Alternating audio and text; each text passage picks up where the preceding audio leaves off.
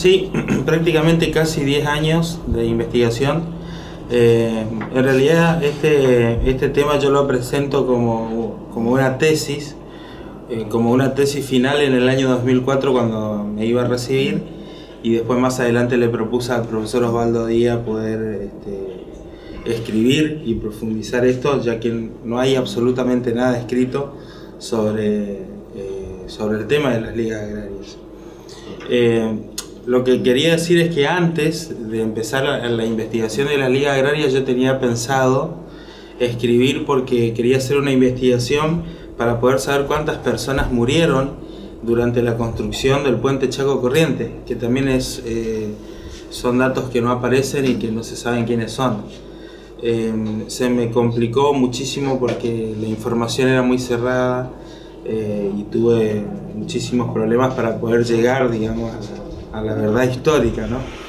Entonces después me decidí escribir por las ligas agrarias, y bueno, es un libro que nos llevó casi 10 años, y con más de 15.000 kilómetros recorridos, entre entrevistas, entre ir a Buenos Aires, a Santa Fe, a Rosario, a Corrientes, a Saespeña, la colonia Origen.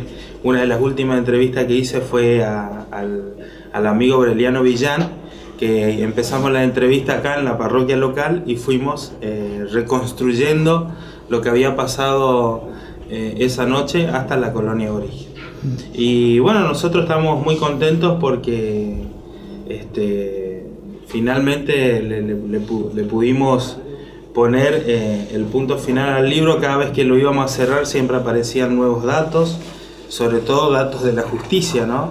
Y uno de los datos judiciales más importantes que tenemos es que el dirigente Piccoli no es que no es que había muerto en un enfrentamiento, sino que la policía lo había asesinado, porque en la autopsia final que se realiza se lo encuentra con 3 tiros en la espalda, ¿no? En un campo de Presidencia Roque Saespeña, cuando él clandestinamente se iba hasta el campo de sus familiares para poder ver a su familia, ¿no? A su mamá y a su papá. Consecuencia de esto, su papá decide quitarse la vida, ¿no es cierto? Y su mamá murió al poco tiempo. ¿Hace cuánto que se obtuvo esta información? Esta información la venimos en estos últimos 2 años que comenzó el juicio, y recién el año pasado lo pudimos confirmar, ¿no es cierto? No solamente mediante el expediente judicial, sino también mediante su hermano, que es uno de los querellantes en la causa, el profesor Carlos Piccoli, que también fue mi profesor en el Instituto Don Orione. Es un libro muy interesante porque analiza la problemática agraria a nivel América Latina, está muy relacionado a las encíclicas católicas y sobre todo al Concilio Vaticano II, la gran influencia que tuvo la Iglesia en estos movimientos, y la influencia de la Iglesia Católica en estos movimientos se debe a que ya en ese momento venían perdiendo valores no solamente los dirigentes políticos, sino también los dirigentes sindicales. Entonces la gente encuentra en la formación de las ligas agrarias una representación diferente, un dirigente diferente, como fue el Monseñor Di Stefano, que luchaban en contra del monopolio del algodón. Nunca en la historia del Chaco el algodón valió tanto como cuando estuvieron lo de las ligas agrarias. Había alrededor de 84 demostradoras, y bueno, hoy creo que hay 2 o 3. Eso sería, digamos, resumiendo a grandes rasgos lo que fue las ligas agrarias. Tenemos pensado presentarlo el día 20. Tenés varios testimonios de esto. Hay muchos testimonios. Del sí. Entorno de lo que fue la liga agraria. Sí, en realidad no está el testimonio en sí, sino tenemos testimonio de todos los protagonistas directos de las ligas, y a través de eso se va reconstruyendo el proceso histórico, es decir, cómo se formó las ligas agrarias, qué funciones cumplían, cómo estaban organizados, de dónde se trae la idea para armar las ligas agrarias, y cómo las ligas agrarias del Chaco después contagia a las otras provincias y se comienzan a armar las ligas agrarias de Misiones, las ligas agrarias de Entre Ríos, las ligas agrarias de Jujuy, ¿no es cierto? Y todo con el mismo objetivo de defender al pequeño y al mediano productor, ¿no? ¿Defender de qué? Para que no le quiten sus tierras y para que sus cosechas valgan realmente lo que ellos se merecían. Así que, digamos, es un logro muy particular para nosotros porque trabajamos mucho sobre esto y bueno, vamos a seguir trabajando con la investigación, tratando de que la historia sea el antídoto contra la muerte, ¿no? Que la historia es la que nos permite vivir para siempre, ¿no?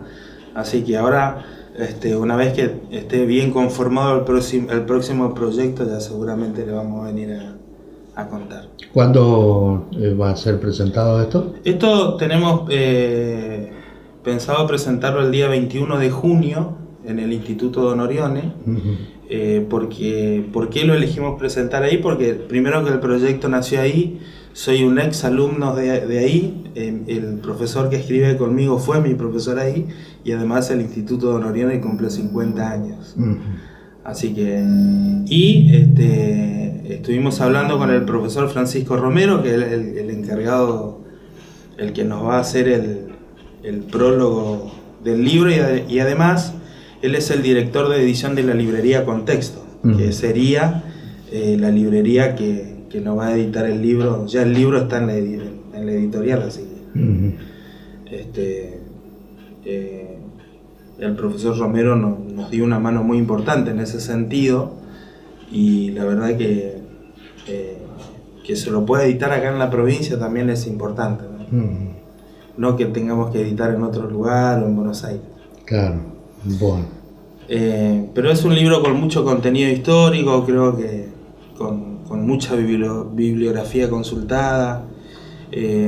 Hemos consultado más de 100 libros relacionados a la historia de la teología de la liberación, a todo lo que fue el Concilio Vaticano II y otros autores, ¿no es cierto?, que también están dentro de la bibliografía del libro. Es un libro interesante, muy objetivo, porque siempre se presenta la discusión principal es si los montoneros participaron o no en las ligas agrarias, ¿no? Entonces, cuando la gente lea se va a dar cuenta que es un libro objetivo, que está basado en los hechos históricos, ¿no es cierto? Y que no negamos ni escondemos nada, porque escribir es tomar decisiones, ¿no? Y bueno, algunas decisiones nos costaron tomar, pero las tuvimos que escribir, y aunque a algunos les guste y a algunos no, lo tuvimos que poner. Bueno. Así que creo que ojalá que para abril o mayo ya podamos tener los libros y así se lo acercamos a ustedes acá.